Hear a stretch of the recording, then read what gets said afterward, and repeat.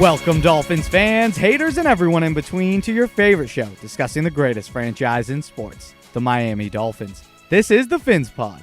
My name is Moose, your host, and the players reported to camp Tuesday morning nice and early to get started on the 2021 NFL campaign. And yup, Xavien Howard did report, and yup, TUA TAGOVAILOA is the starting quarterback. And unless something drastic occurs, that's exactly how it's going to be. We got a good one for you here today, delving into the recent discussions around the team and helping you navigate your emotions through these wild, wild times. Let's get to it, and let's dive in. We're excited to work with X and all the players that are here.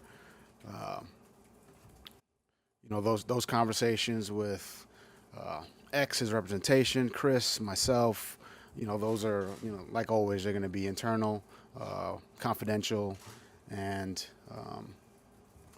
it'll always be that way. We'll keep it, that way. We do that with all players, and but we're excited to have him. I'm excited to work with him. He's a great player, and look forward to kind of building over the course of training camp. There's a few big stories that have been circulating around the team over the last couple of days, and I think it's time that we set the record straight, starting with Xavien Howard, who did report to day one of camp as expected. And it was expected thanks to the new CBA, because players are going to be fined just a cool $50,000 per day that they miss. And unlike in the past where you could recuperate any losses from that holdout when you finally got your deal, whether that be from the team you're holding out from or the team you inevitably get shipped to, the current CBA does not allow for players to recoup that money. They wrote it into the language. So the rich like to stay rich and these billionaires stay greedy as hell. Anyway, for that reason, it doesn't really make any financial sense for Howard to skip when he could just as easily show up and just be a diva. Whether that's faking an injury, not practicing, whatever. He can play that game too. So I think we're going to have a clear idea of what to expect in the coming days, whether it be an extension with us or Miami trading him based on his behavior. So look, don't be shocked that he's there. Don't be too optimistic. It doesn't mean much at this point. Now, if he does practice and reports are that he is balling in camp, then I'm sorry, Miami. Pay the man. Pay him.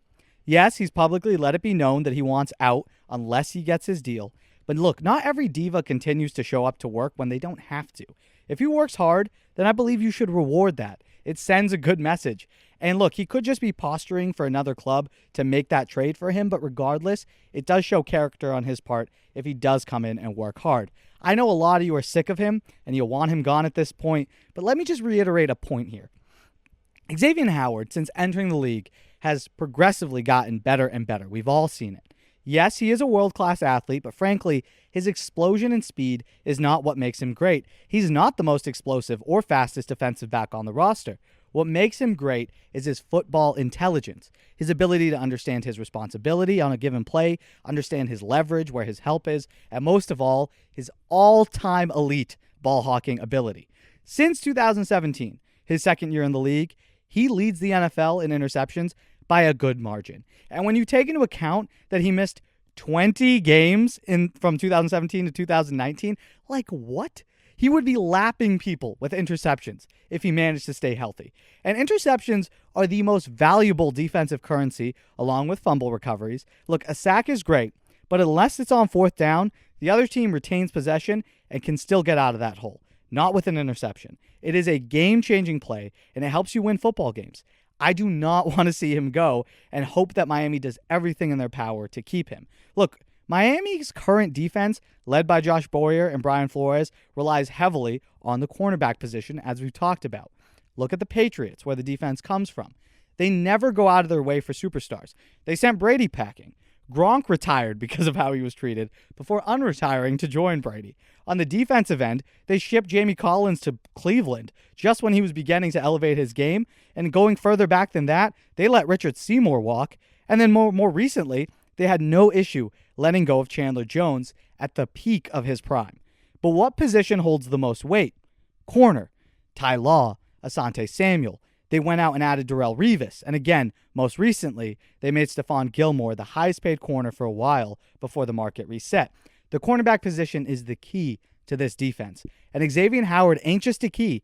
He's a master key, opening up all different varieties of packages and sub-packages, as well as complicated coverage packages designed to confuse the hell out of opposing quarterbacks, and something we saw plenty of last season. And I'm curious to see how this unfolds. And of course, the play of Noah Monogany, as well as newly added Justin Coleman, will definitely be a factor in Miami's comfort in letting Howard go. Now, in terms of a potential deal, there is one floating around, and it kind of caught my attention. The aforementioned Chandler Jones, a pass rusher who tallied 19 sacks in 2019, wants out, and the Cardinals do need help at corner.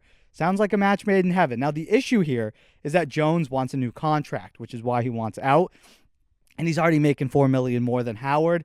Miami would need to extend him, as Chandler Jones is on the last year of his deal. So this would really only work if Miami was willing to pay the top-tier pass rusher, as well as potentially get some draft capital out of Arizona as well. But adding a guy like Chandler Jones to this defense would help mitigate the loss of Howard. But no matter what happens, if number 25 leaves, this defense is taking a step down, at least in terms of the amount of turnovers that they can get.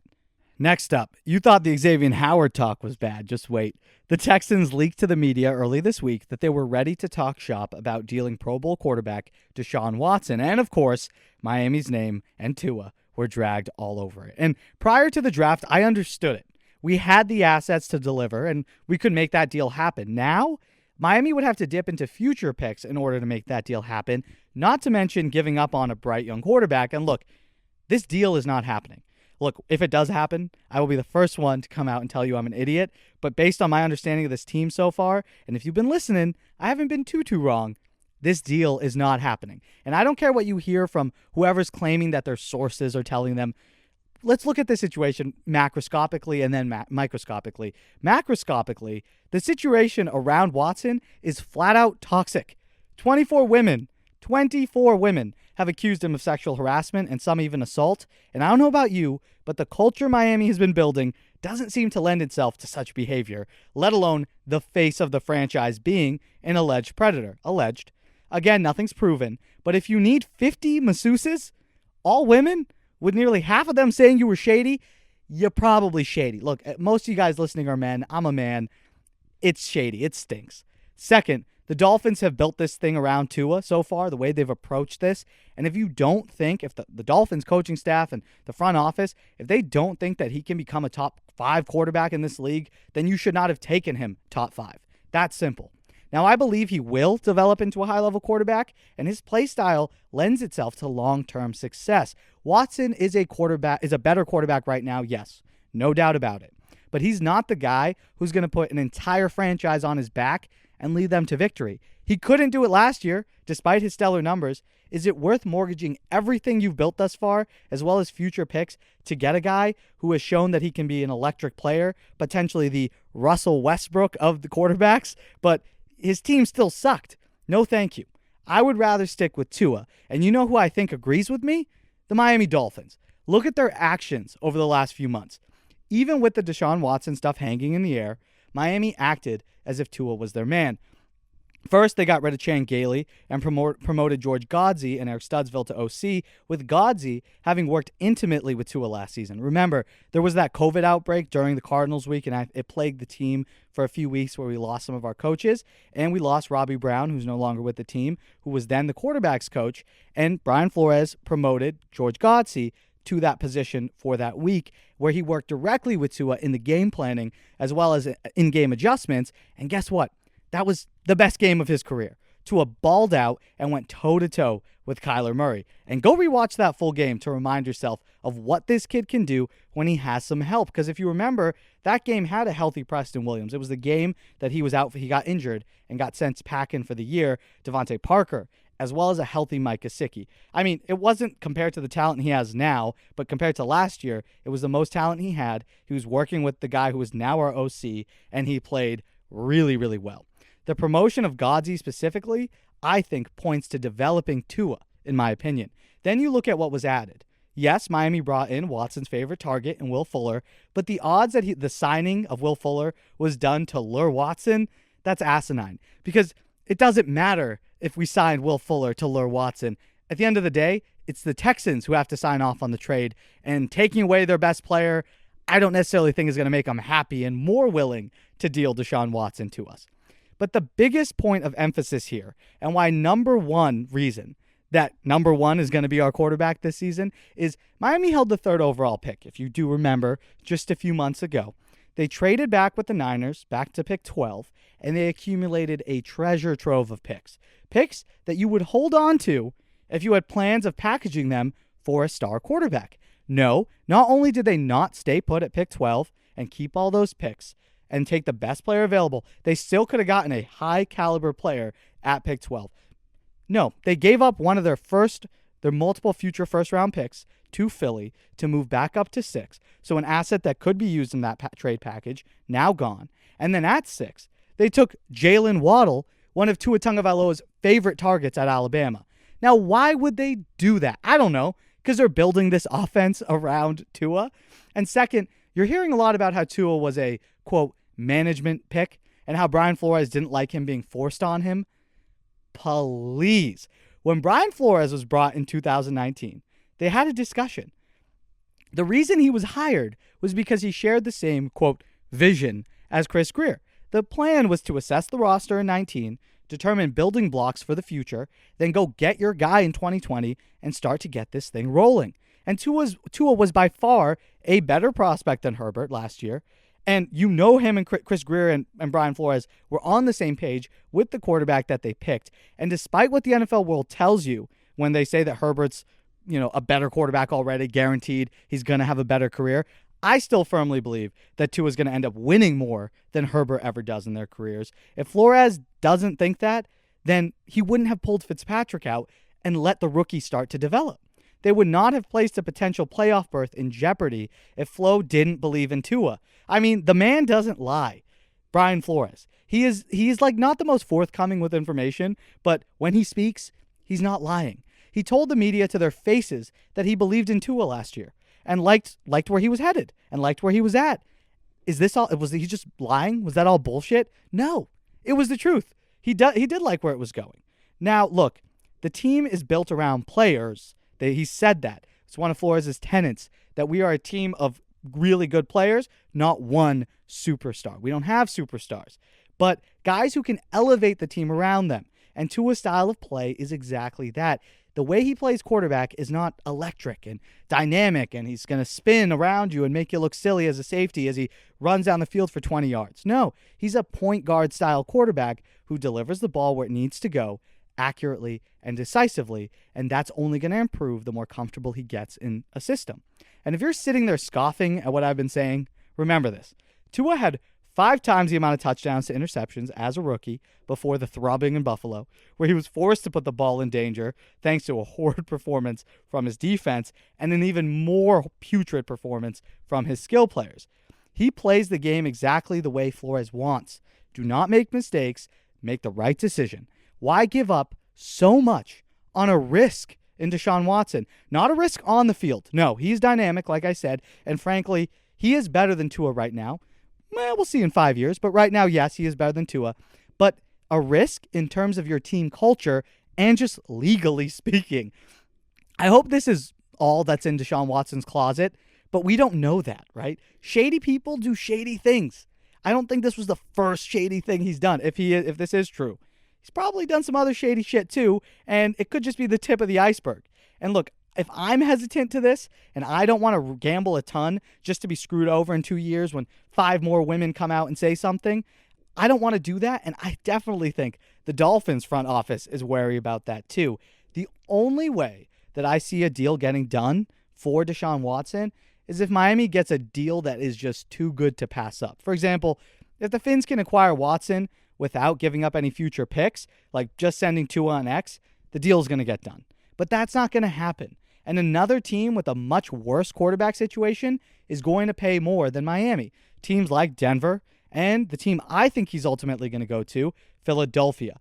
Philly is far more likely to extend themselves for Watson than we are. Plus, those Philly fans probably don't even care what he did. Everyone just take a breath. Tua is our starting quarterback. And personally, I feel damn good about it. And lastly, we're going to cover a couple of tidbits that dropped from camp. On Monday night, right before camp started, third-year wideout Preston Williams tweeted a cryptic emoji, that little yellow dude with the zipped lips. Twitter went crazy, as it does, but then we found out from Coach Flores that Preston would be starting this season on the PUP, the physically unable to perform list, which you can carry a guy into the season. It doesn't count on your 90-man roster. But he did insinuate that the reasoning behind Preston being on the PUP was his injury, which he's still working back from. But why would he tweet that the night before? It seems to me that a couple of things could be going on. First, he really could be hurt, and the emoji was just his way of saying, look, I'll be back, stay quiet, doubter, shut up, whatever it is. Or it had nothing to do with football. He could have just tweeted it for a personal reason. It is Twitter. Could just be he was disappointed that he was put on the list because he thought he was a little further in his rehab than the team may think. Could be all that. But the more fun take is that the team placed him on the PUP because they're working to trade him. Remember, the Dolphins are actually pretty loaded at wide receiver, and the style of offense that they're looking to play doesn't lend itself as much to a guy with Preston's skill set. Look, I love his ability, and I still believe that Preston Williams, with his natural talent, can become a Pro Bowl caliber receiver if he stays healthy. But with the additions of Will Fuller, Jaylen Waddle, as well as the competition behind him with Lynn Bowden and company, Miami may want to send him to another team for some draft compensation. It's better than having to cut him at the end of camp because, yeah, he does play a much different way than Lynn Bowden, but this offense I don't think is going to be nearly as traditional. They will have four slot-looking guys out there, speedy small guys who just spread out the field. We're going to be playing a lot like how Alabama played, if I had to guess. So you don't really need big, bulky guys. By keeping him on the PUP, the Dolphins protect him from injury, as well as allow for reps to be given to younger guys or guys looking to make the roster. Well, we're going to see. Personally, I do want to see Preston in a Dolphins uniform because he was really building nice chemistry with Tua, and despite his skill set being different like we just spoke of, it's by no means bad. Having a big body guy who can get it over the top is great, and other than Devontae Parker, Preston Williams is the only other jump ball guy really out there on the roster, but we're going to find out what's going on with Preston Williams probably in the next few weeks. And lastly, something fun, EA Sports released the wide receiver ratings for this upcoming version of the exact same game that they always produce, Madden, same game as before, but this year it's Madden 22. And our top pick, Jaylen Waddle, is the highest rated rookie receiver. Now, personally, it's a little surprising. I would have thought the honor would have gone to Jamar Chase, or at least, having them have the same overall, considering Jamar Chase was taking a pick ahead. And some would argue, like me, that Jamar Chase is potentially better than Jaylen Waddle. But hey, EA does not agree. Waddle is actually the third highest rookie with a 76 rating. And the best part is his speed was 97. So throw him crossers all day when you play online against the Patriots or whatever team you're going to play. Hopefully by season's end, that 76 rating jumps into the low 80s because that means he's having a damn good year in order to get that, bump. The Justin Jefferson obviously had a great rookie year and he got shot right up the list. But look, regardless, I think it does show what the NFL world thinks of Miami's 6th overall pick, and it's clearly a pretty high standing. Obviously, it means absolutely nothing when it comes to Sundays in the fall, but hey, it's fun to get some attention every once in a while. Who do you guys think is going to be the top 3 highest rated Dolphins on Madden? Let us know in the comments below. For me, it's got to be Xavien Howard, Jerome Baker, Byron Jones, and then maybe Will Fuller or Mike Gesicki. I know I gave you like 10 there. It's tough. I don't know how to give arbitrary ratings like that. But give me your top 3. What do you guys think? I mean, we talked a lot about Tua in the spring. I think he's, made a lot of progress, I would say, throughout the spring. This is really his first training camp. Well, I shouldn't say his first training camp. That was his first OTAs, but this will be his first training camp preseason where he'll be able to, meet, practice, perform in games, healthy, all of it. So we're excited about, Tua. We're really excited about all the quarterbacks, Jacoby, Reed. They'll all get an opportunity to compete, as well as, the rest of the guys on the entire team. That's going to do it for us here today. Thank you guys so much for listening to the PhinsPod. Hope you enjoyed it. Thank you to Timothy Ritchie, member of the pod and supporter of the show over on Patreon. Check that out. Links in the description, or head to patreon.com/PhinsPod. Thank you all so much for the continued support over there. And please remember to like the video if you enjoyed the show and subscribe just so you never miss a chance to chat about your Miami Dolphins. Remember that the PhinsPod's available on all platforms: Spotify, Apple and Google Podcasts, and of course, here on YouTube. Continue the conversation with us over on Twitter and Instagram at PhinsPod. I hope you all have an amazing day, and until next time, stay safe. Love y'all.